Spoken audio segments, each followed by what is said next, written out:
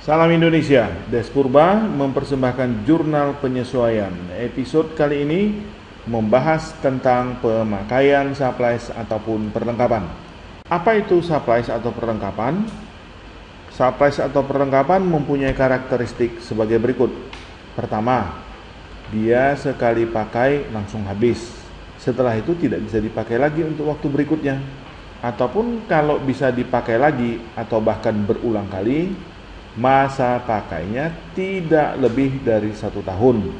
Yang terakhir, karakteristiknya adalah harganya relatif murah jika dibanding dengan peralatan atau inventaris. Contoh, kertas, tinta. Nah, kedua item ini kalau sudah dipakai itu tidak bisa lagi dipergunakan di waktu berikutnya. Kemudian paperclip, binder, ini masih bisa dipakai berulang kali, bahkan lebih dari 1 tahun. Namun dia tetap diperlakukan sebagai supplies. Kenapa?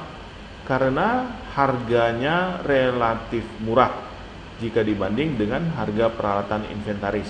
Kita bandingkan saja harga paperclip dengan harga laptop, jauh lebih murah.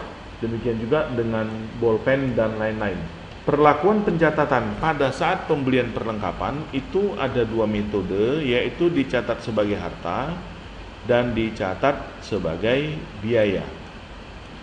Jika dicatat sebagai harta pada saat pembelian, jurnalnya perlengkapan, debit, kreditnya kas ataupun utang usaha.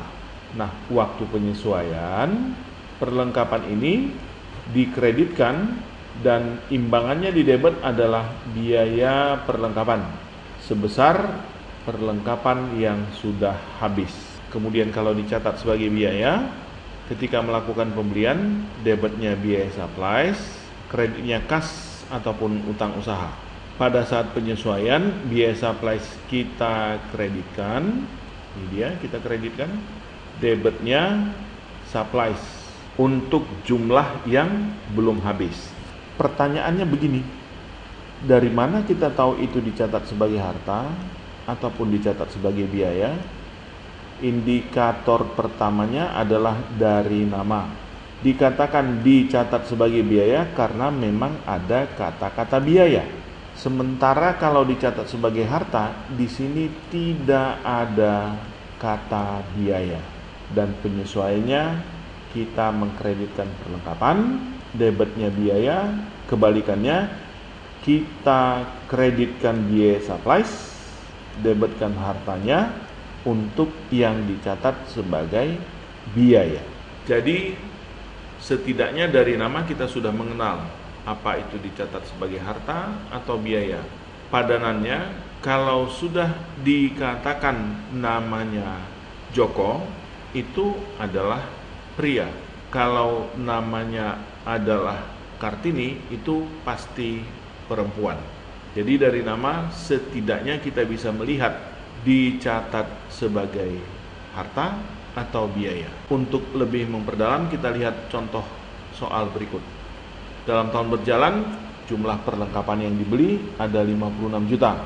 Kemudian per 31 Desember ternyata dari yang 56 juta sepanjang tahun dibeli dari Januari sampai Desember tinggal 2 juta. Berarti sudah habis 54 juta. Buatlah jurnal yang diperlukan jika dicatat sebagai biaya ataupun dicatat sebagai harta. Pertama kita bahas jika dicatat sebagai biaya.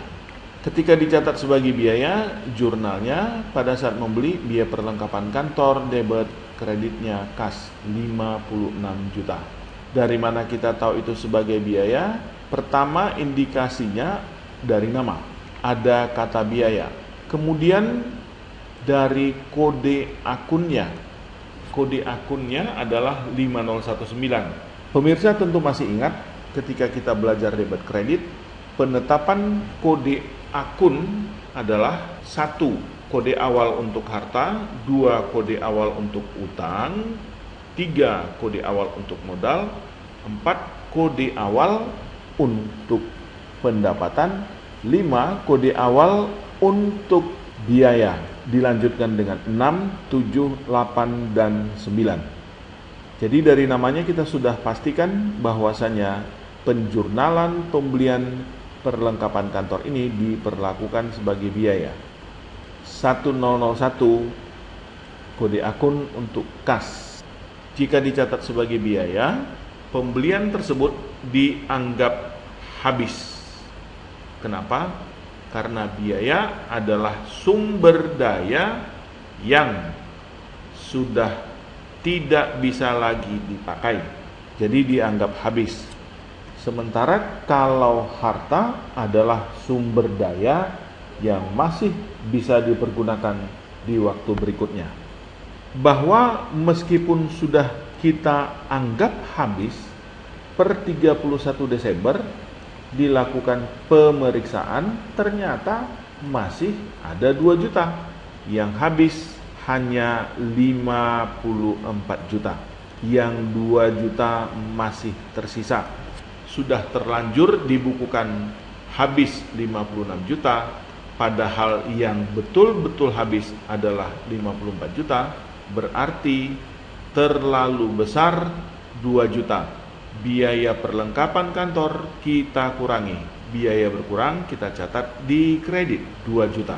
Lalu kita ingat bahwasannya yang 2 juta itu adalah nilai yang belum habis atau masih ada fisik perlengkapan kantor. Dari kedua jurnal ini tidak ada yang menyebutkan harta. Sekarang kita bukukanlah harta tersebut. Yang tadinya tidak ada, sekarang harus ada, artinya harta bertambah. Harta bertambah, kita catat di debit. Perlengkapan kantor 2 juta. Inilah penyesuaian untuk perlengkapan kantor. 1109 adalah kode akun untuk perlengkapan kantor. 1 merupakan kode awal harta. Kreditnya 5019 biaya. Dari kedua jurnal ini kita buat kesimpulan sebagai berikut. Kas 56 juta kredit. Betulkah? Kita lihat dari kedua jurnal ini hanya ada 1 item kas kredit 56 juta. Benar. Kemudian perlengkapan kantor dari kedua jurnal ini hanya ada di jurnal yang kedua, yaitu jurnal penyesuaian.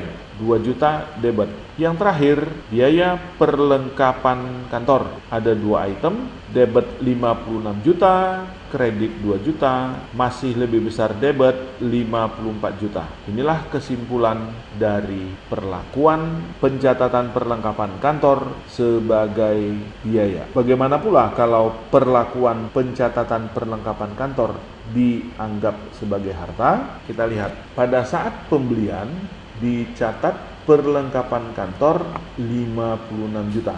Tidak ada kata biaya. Sementara tadi di sini ada. Indikasi lain, awal kode akun adalah 1 dari 1109. Ini adalah kode awal harta. Berbeda dengan dicatat sebagai biaya, ketika membeli 56 juta itu dianggap habis. Sementara kalau dicatat sebagai harta, masih ada 56 juta. Bahwa ternyata per 31 Desember diperiksa tinggal 2 juta, artinya sudah habis 54 juta. Pada penjurnalan ini tadi 56 juta sudah terlanjur dicatat, padahal tinggal 2 juta.